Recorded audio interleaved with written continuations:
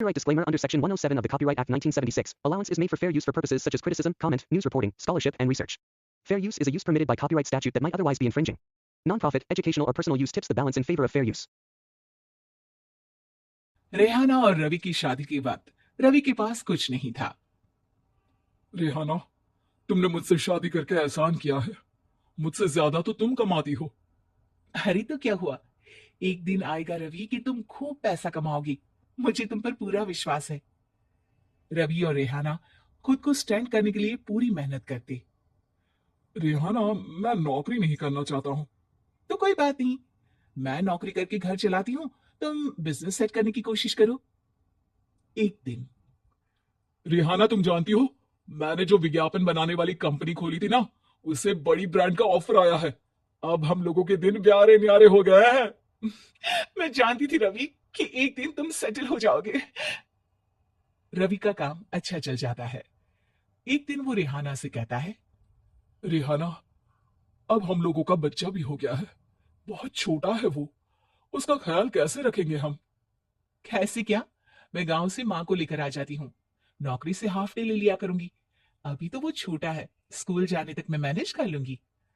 देखो रेहाना, मैं अब अच्छा कमा रहा हूँ। तुमको नौकरी करके परेशान होने की कोई जरूरत नहीं है।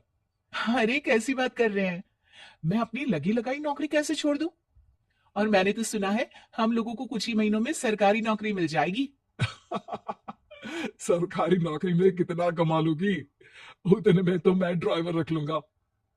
रेहाना को रवि की बात का थोड़ा बुरा तो लगता है। कम से कम मेरी नौकरी की इतनी बेइज्जती मत करो। भूल गए, इसी नौकरी के बदौलत तुमने अपना बिजनेस खड़ा किया है। अरे वो तो मैं किसी के भरोसे भी कर लेता। देखो, अपने बच्चे को संभालो, घर का काम करो। अब बाहर जाती तुम अच्छी नहीं लगती हो। रेहाना रवि के कहने पर नौकरी तो छोड़ देती है, लेकिन अब बड़े से घर में उसकी कीमत किसी नौकर से कम नहीं होती। एक दिन रवि का दोस्त आता है। भाभी, हम लोग तो आपको तब से जानते हैं जब से आप लोग शादी होकर इस शहर में आए थे। आपकी बदौलत ही सारा बिजनेस खड़ा हुआ है। ये किस्मत तो आप ही की है भाभी। हाँ हाँ भाई, हमारी मेहनत तो कुछ है ही नहीं। अरे होगी, लेकिन भाभी की किस्मत के आगे कुछ नहीं। दोस्त वहां से चला जाता है, लेकिन रवि का गुस्सा सातवें आसमान में होता है। देखा कैसे बोल रहा था? अरे बिल्कुल अच्छा आदमी नहीं है ये। कैसी बात कर रहे हैं आप? प्रशांत भैया तो बहुत अच्छे इंसान है रवि। कैसे उन्होंने हमारे मुश्किल वक्त में हमारा साथ दिया था। अरे था पैसा तो साथ दिया, नहीं तो कौन पूछता है? रवि का व्यवहार पैसा आते ही अलग हो गया। वो बंदे को बंदा नहीं समझता। घमंड से घिरे रवि ने तो एक दिन हद ही कर दी। रेहाना, मैं अब तुम्हारे साथ नहीं रह सकता हूँ। क्या क्या बकवास कर रहे हो रवि? क्या कहना चाहते हो? और क्यों नहीं रह सकते तुम मेरे साथ? देखो, मुझे कोई और पसंद है और उसने साथ रहने पर बस यही शर्त रखी है कि मुझे तुम्हें तलाक देना होगा। रेहाना, जो कि एक स्वावलंबी महिला थी, उसने बिना देर किए रवि को कह दिया, कोई इश्यू नहीं, मुझे पैकिंग में 4 दिन का वक्त लगेगा, लेकिन तब तक मैं तुम्हारे साथ नहीं रहूंगी। 4 दिन के लिए तुम कहीं और शिफ्ट हो जाओ, मैं घर से निकलूंगी तो बता दूंगी। रवि घर छोड़कर चला जाता है। रेहाना को दुख होता है, वो रोती है, लेकिन व्यवहार से स्ट्रांग रेहाना को पति के वापस आने का और उसे सबक सिखाने का पूरा भरोसा था। फिर एक दिन, अरे शुशिका, कब शादी करोगे तुम मुझसे? यार मैंने तो सोचा था तुम शादी से पहले मुझे विदेश लेकर जाओगी, महंगी कार दिलाओगी। अरे सब दिला दूंगा, लेकिन पहले मुझसे शादी तो कर लो। हाँ हाँ, क्यों नहीं। मैं कुछ दिनों के लिए अपने मम्मी पापा के पास जा रही हूँ और लोगों से अपनी शादी की बात करूंगी। अरे शुशिका, कैसे रहूंगा मैं तुम्हारे बिना? अब तो शादी ही होने वाली है हम लोगों की। शुशिका रवि को छोड़कर चली जाती है। रवि घर आता है, जहां रेहाना को ना पाकर उसे सब अजीब लगता है। घर तो रेहाना के बिना कुछ नहीं है। बच्चे की याद भी आ रही है।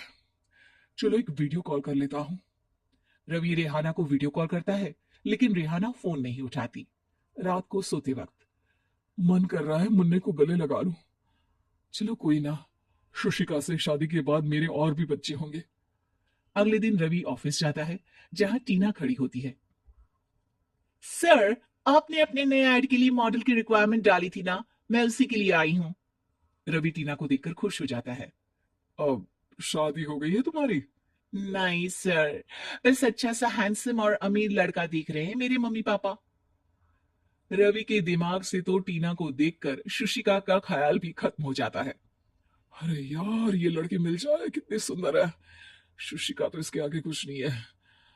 आ, अब क्या तुम्हें ऐसा नहीं लगता कि मुझसे मिलकर तुम्हारी ये खोज खत्म हो गई है?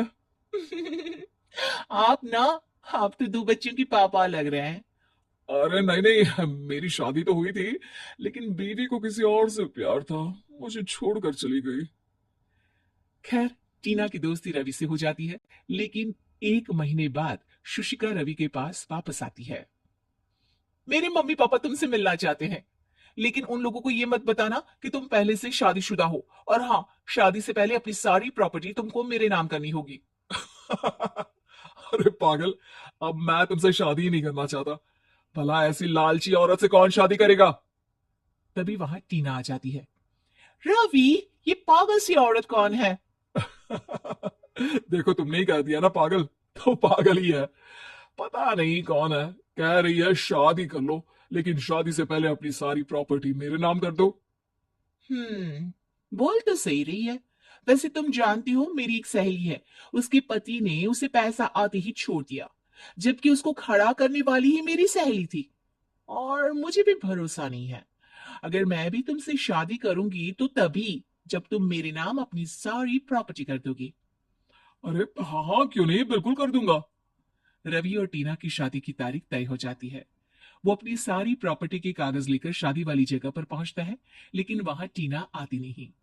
रवि टीना को मैसेज करता है। कहाँ हो?